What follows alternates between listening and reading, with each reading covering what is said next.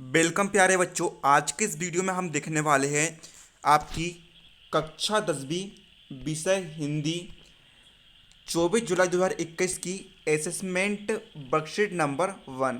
इसको हम समझने वाले हैं और इसके जो भी क्वेश्चन है हम उनके आंसर भी यहाँ पर देखने वाले हैं। तो वीडियो को अंत तक ध्यान लगाकर समझिएगा और आप इस वीडियो के नीचे जो लाइक का बटन दिख रहा है आप उसे अवश्य प्रेस कर दीजिएगा। चलिए अब हम वीडियो को बिना किसी देरी के शुरू करते हैं। तो देखिए, इस वर्कशीट में हमें एक गद्यांश दिया गया है। इस गद्यांश को हमें पढ़ना है, समझना है और नीचे कुछ सही विकल्प दिए हैं, उनके आगे जो गोले बने हैं उनको आपको पेंसिल या फिर पेन से भरना है ना। जो आपको गोले दिख रहा है इन्हें आपको भरना है कुछ इस प्रकार। जैसे कि मान के चलिए इसका सही उत्तर ये है, तो आप इस गोले को अपने पेन या फिर पेंसिल से इस प्रकार भर देंगे। चलिए सबसे पहले हम समझते हैं गद्यांश, फिर हम देखेंगे इनके प्रश्न के उत्तर। तो देखिए, ये जो गद्यांश है शिक्षक की महत्व के बारे में है, तो ठीक है। जैसे कि आप सबको पता होगा शिक्षा हमारे जीवन में बहुत महत्वपूर्ण भूमिका निभाती है, ठीक है।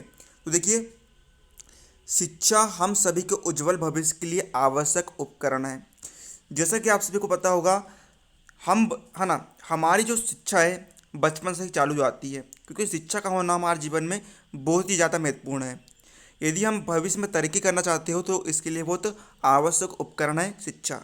यह स्त्री और पुरुष दोनों के लिए समान रूप से आवश्यक है ना। मतलब कि इसमें किसी प्रकार का भेदभाव नहीं किया जा सकता है, चाहे आपकी जाति कोई भी हो, चाहे आप पुरुष चाहे स्त्री हो, चाहे आप कहीं से भी कोई भी स्टेट या फिर कोई भी लोकेशन से आते हो, शिक्षा सबके लिए समान रूप से उपलब्ध होती है। शिक्षा लोगों के मस्तिष्क को उच्च स्तर पर विकसित करने का कार्य करती है, ठीक है। शिक्षा से आपको बहुत सारा नॉलेज मिलता है, काफ़ी सारी आपको लर्निंग मिलती है, जिससे कि आप भविष्य में कठिनाइयों का सामना कर सको। आधुनिक तकनीकी संसार में शिक्षा महत्वपूर्ण भूमिका निभाती है, ठीक है। तकनीकी ज्ञान में आपका शिक्षा का होना आवश्यक है। शिक्षा ग्रहण करने का समय सभी के लिए सामाजिक और व्यक्तिगत रूप से महत्वपूर्ण समय होता है।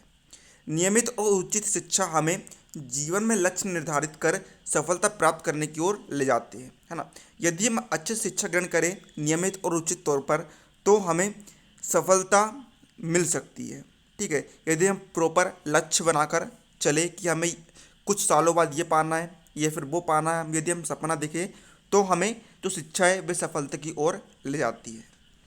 उच्च शिक्षा सभी के लिए अच्छी और तकनीकी नौकरी प्राप्त करने, किसी क्षेत्र में विशेषज्ञता हासिल करने और अच्छे जीवन शैली के लिए बहुत ही आवश्यक है ना। देखिए, जो शिक्षा होती है उससे हम कोई भी नौकरी प्राप्त कर सकते हैं। इसकी पहली विशेषता ये होती है, ठीक है। दूसरी विशेषता ये होती है कि हम किसी भी क्षेत्र में विशेषज्ञता को हासिल कर सकते हैं। जैसे कि जो प्रोफेशनल कोर्सेज होता है आपने देखा हुआ, जैसे जो डॉक्टर होता है वे डॉक्टरी के क्षेत्र में विशेषज्ञ होता है। इसी प्रकार इसी प्रकार देखिए, जो इंजीनियर होते हैं वे इंजीनियरिंग के क्षेत्र में विशेषज्ञ होते हैं, तो ये इसके दूसरे लाभ होता है। और तीसरा, यदि हम अच्छा अपने जीवन शैली जीना चाहते हैं तो हमें शिक्षा ग्रहण करनी होगी, क्योंकि शिक्षा से ही हम भविष्य में बेहतर हासिल कर सकते हैं, ठीक है। यही कारण है कि हमारे जीवन में शिक्षा का व्यापक और विशेष महत्व है। तो इस पैराग्राफ में आपको शिक्षा के महत्व के बारे में बताया गया है। उम्मीद आप सभी को समझ में आ गया होगा। चलिए अब हम इनके प्रश्नों के उत्तर भी यहाँ पर देख लेते हैं।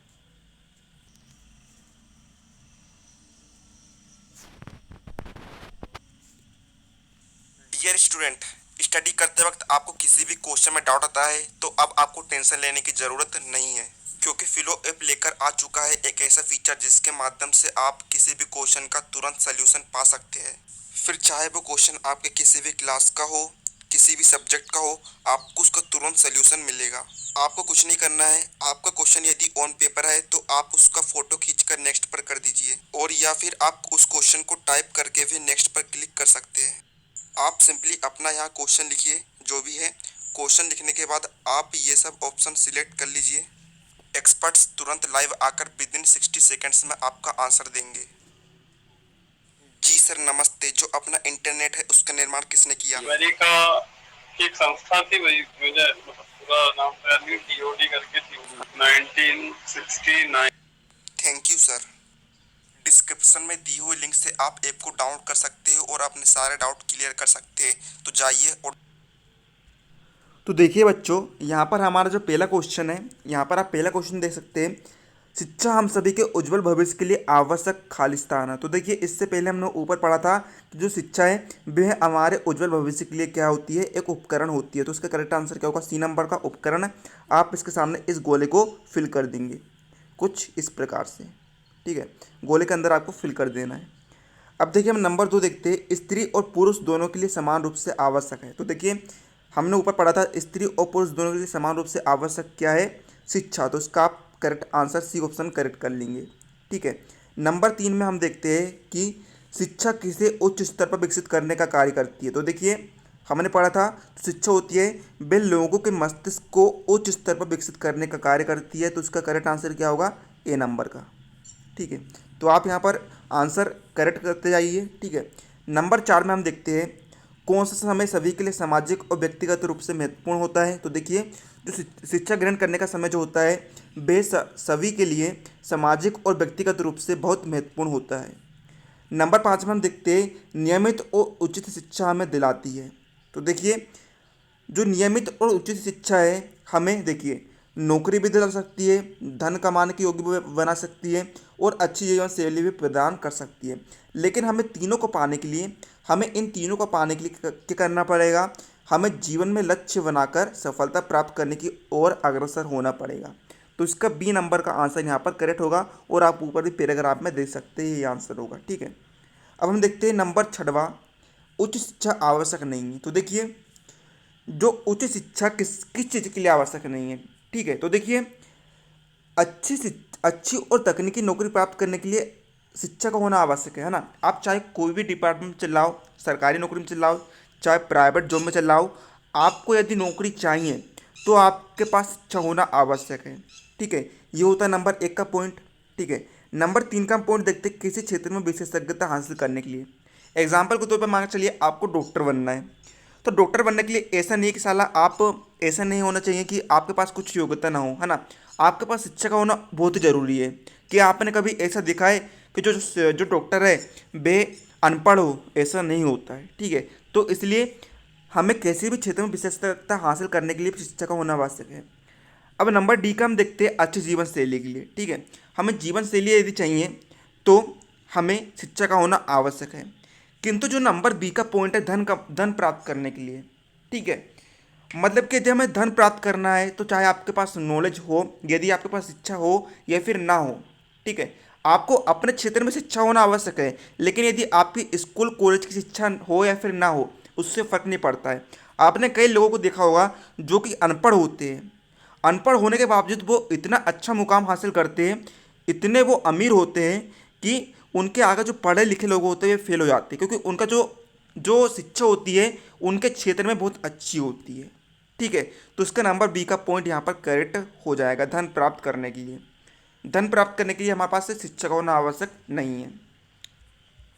नंबर 7 का हम देखते हैं उपकरण में प्रयुक्त उपसर्ग और मूल शब्द है, ठीक है। तो देखिए जो उपसर्ग होते हैं वे मूल शब्द के आगे लगा जाते हैं, ठीक है। तो देखिए हमें बताना है उपकरण में उपसर्ग क्या है और प्रत्येक मूल शब्द क्या है। तो देखिए उपकरण में जो उप है वे क्या होगा, उपसर्ग होगा, क्योंकि ये करण के आगे लगा रहा है ना। उपकरण क्या है, मूल शब्द, और उप क्या है, उपसर्ग है, और करण क्या होगा, मूल शब्द। तो उसका जो नंबर बी का आंसर है वे बिल्कुल करेक्ट हो जाएगा। नंबर 8 का देखते हैं हम व्यक्तिगत में प्रयुक्त प्रत्यय और मूल शब्द। तो देखिए जो प्रत्यय है वे मूल शब्द के पीछे लगाए जाते हैं। तो यहाँ पर देखिए व्यक्तिगत में व्यक्ति जो है वे मूल शब्द होगा और जो गत है वे क्या होगा, प्रत्यय होगा। तो देखिए इसका नंबर बी का आंसर यहाँ पर बिल्कुल करेक्ट होगा, ओके। अब हम नंबर 9 देखते हैं सामाजिक शब्द का। देखिए जो नंबर 9 है सामाजिक शब्द का विलोम क्या है। तो देखिए सामाजिक शब्द का विलोम शब्द क्या होता है। देखिए व्यक्तिगत तो यहाँ पर है ना, व्यक्तिगत तो ये हो नहीं सकता, ठीक है, समाजहीन हो नहीं सकता, और इनमें से कोई ना कोई एक होगा। तो देखिए सामाजिक का विलोम शब्द होता है असामाजिक, ठीक है। अब हम देखते हैं नंबर 10, इसको आपको अच्छे समझना है। तो देखिए नियमित शब्द का पर्यायवाची शब्द क्या है, ठीक है। तो देखिए नियमित का अर्थ क्या होता है, नियमबद्ध तरीके से कोई काम करना, है ना। और नियमित जो होता है उसके अर्थ में हम इसे इस प्रकार से कह सकते हैं कि कोई काम, है ना, किसी समय अंतराल में करना। मतलब कि जो नियमित है, नियमित में आप गैप ले सकते हैं। मान के चलिए यदि आप स्कूल जाते हैं, 1 महीने तक स्कूल आते हैं, तो आपको किसी एक टाइम पर स्कूल आना है। मान के चलिए आप 8 बजे सुबह स्कूल आते हैं और 11 बजे आप लौट कर आते हैं, तो आपको ये काम नियमित तौर पर करना पड़ेगा। हम इसे कहते हैं नियमित, किसी एक समय पर नियमित तौर से काम करना। ठीक है, इसमें गैप हो भी सकता है, जैसे कि आप 8 से 11 बजे तक स्कूल आ रहे हो, तो आप है ना घर पर भी समय बिता सकते हो। ठीक है, तो यहाँ पर देखिए सदैव तो इसका होगा नहीं, क्योंकि जो सदैव होता है, सदैव का अर्थ होता है लगातार होते रहना, काम जो है वह रुकना नहीं चाहिए। ठीक है, क्रमशः का अर्थ भी यही हो जाता है। और निरंतर, यहाँ पर देखिए समझिएगा, निरंतर मतलब कि निरंतर यानी कि होता है लगातार काम करते रहना, इसमें गैप नहीं होना चाहिए। ठीक है, निरंतर में गैप नहीं होना चाहिए और नियमित में गैप हो सकता है। तो यहाँ पर देखिए तीनों ऑप्शन करेक्ट नहीं होंगे, है ना। तो इसका करेक्ट आंसर क्या आएगा, इनमें से कोई नहीं। तो आप ये आंसर फिल कर देंगे। तो ये आज के इस है ना वर्कशीट में मैंने आपको सभी प्रश्नों का उत्तर समझा दिया हूँ। उम्मीद है आपको वीडियो हेल्पफुल लगा। वीडियो को लाइक कर दीजिएगा, चैनल पर नए चैनल सब्सक्राइब कर लीजिएगा, क्योंकि सबसे पहले हम वर्कशीट का हल लाते हैं आप सभी बच्चों के लिए। तो मिलते हैं अगले वीडियो, तब तक के लिए जय हिंद जय भारत।